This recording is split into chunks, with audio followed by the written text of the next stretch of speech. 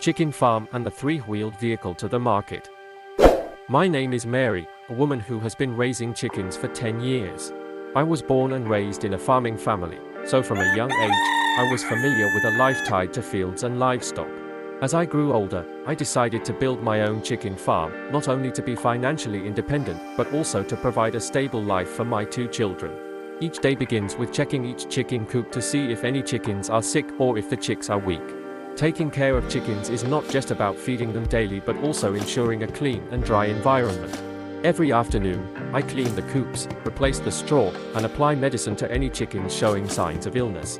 Sometimes, I stay up late watching over newly hatched chicks to ensure they stay warm and have enough food. Today is the day to harvest the chickens, so I need to prepare carefully. I organize cages, ropes, and check my three-wheeled vehicle before leaving. This vehicle is the only means of transporting large numbers of chickens to the market each day. It has been with me for years, though old and scratched. It still runs well. I wipe off the dust on the seat, check the tires and engine to make sure there are no issues on the road. I select the plumpest chickens, load them into cages, and secure them onto the vehicle. The road from my farm to the market has some rough patches, so I drive slowly to avoid startling the chickens. They cluck noisily, expressing their distress at being crammed together in tight cages. Occasionally, I stop to adjust the ropes, ensuring no chickens get injured during transport. Arriving at the market, I quickly set up my stall. Many familiar customers are already waiting. I feel proud when they compliment my chickens for their firm, tasty meat because I only feed them natural food without growth stimulants. While I weigh and sell the chickens, my daughter, Lily, helps serve customers. She is very quick, learning how to greet customers and handle money. I can see her joy as she watches our stall bustling with buyers. After a busy morning, all the chickens are sold. I collect my earnings, not a fortune, but enough to keep the farm running. Before heading home, I stop by a few supply stalls to buy chicken feed and essential household items. I also pick up some fresh vegetables from nearby vendors because I believe that a good family meal starts with clean, fresh ingredients. On the way home, Lily tells me that she wants to help manage the farm in the future, expand the business, and sell organic chickens everywhere.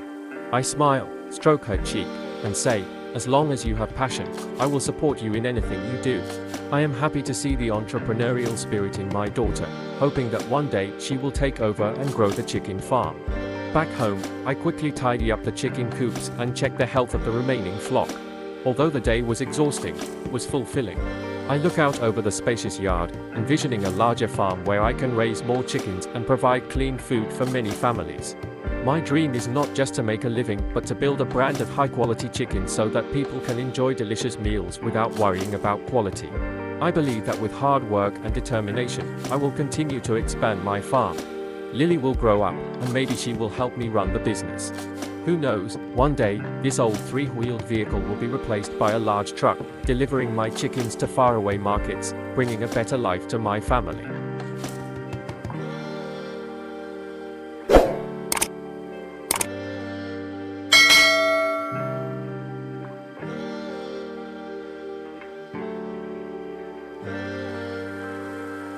The egg delivery disaster. My name is Mary, and I have been running my chicken farm for over 10 years. Every day, I wake up before dawn to take care of my chickens, ensuring they are well fed and healthy. Aside from selling live chickens, a significant part of my business revolves around selling eggs at the local market. It requires patience and dedication, but it has provided my family with a stable livelihood. One morning, after days of collecting eggs, I prepared for what was supposed to be a routine delivery. I had carefully packed hundreds of eggs into sturdy crates, layering them with straw to prevent breakage. The morning was cool, and I felt optimistic as I loaded the crates onto my three-wheeled vehicle. It wasn't the newest or the fastest vehicle, but it had been reliable for years, carrying countless loads of chickens and eggs to market. With everything in place, I set off for town. The road to the market was long and bumpy, but I had traveled it so many times that I knew every turn and pothole. I drove cautiously, making sure not to jolt the vehicle too much. The eggs were fragile, and one wrong move could cost me an entire day's earnings. However, just as I reached the halfway point, disaster struck. Out of nowhere, I heard a loud pop, followed by a sudden lurch. The vehicle swerved to the right, and I barely managed to keep control. My heart pounded as I quickly pulled over to the side of the road. I jumped down and rushed to inspect the problem. My worst fear had come true. The tire had blown out. The weight of the crates had been too much for the old rubber to handle. My hands trembled as I assessed the damage, but before I could react, I heard another sound that made my stomach drop, the sound of eggs cracking. I turned back to the vehicle and saw that the sudden jolt had shifted the crates. One of the stacks had tipped over, and eggs were spilling out, shattering on the dusty ground below. The golden yolks mixed with the straw, forming a sticky, unusable mess. I stood frozen, watching helplessly as more eggs rolled out of their broken crates. Frustration and despair washed over me. Days of hard work had just been reduced to nothing in mere seconds. I took a deep breath, trying to calm myself. I needed to think quickly. Maybe I could salvage some of them? I knelt down and carefully picked up a few eggs that seemed intact, placing them into a spare basket. But as I examined them closely, I realized many were cracked or had absorbed dirt. They were no longer suitable for sale. For a moment, I felt completely defeated. I had lost nearly my entire load, and with it, a significant portion of my expected earnings. Fixing the vehicle would also cost money that I wouldn't be making today. Just as I was about to sit down in exhaustion, I heard the sound of approaching footsteps. I looked up to see an elderly farmer, Mr. Thomas, who owned a fruit orchard nearby. He had seen my vehicle on the side of the road and came over to check on me. "What happened, Mary?" he asked, concern evident in his voice. I sighed. "Flat tire. And worse, I lost almost all my eggs." Mr. Thomas glanced at the mess and gave a sympathetic nod. "That's tough luck. But don't worry too much, these things happen." He then offered to help me transport the remaining intact eggs to the market using his cart. It wasn't much, but I was grateful for any help I could get. Together, we loaded what little was left onto his cart, and he kindly offered to send someone to help me repair my vehicle later in the day.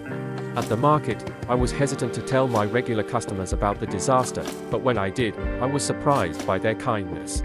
Some still bought a few salvaged eggs at a discounted price, while others shared stories of their own misfortunes, reassuring me that setbacks were just part of life. By the time I returned home, my vehicle had been towed back to the farm, and I had a plan. I would invest in better crates and consider upgrading my vehicle's tires. Most importantly, I realized that even in the face of unexpected challenges, there were always kind people willing to lend a helping hand. As I sat on my porch that evening, watching the sun dip below the horizon, I smiled to myself. This wasn't the first hardship I had faced, and it wouldn't be the last. But I knew one thing for sure: I would keep going, just as I always had.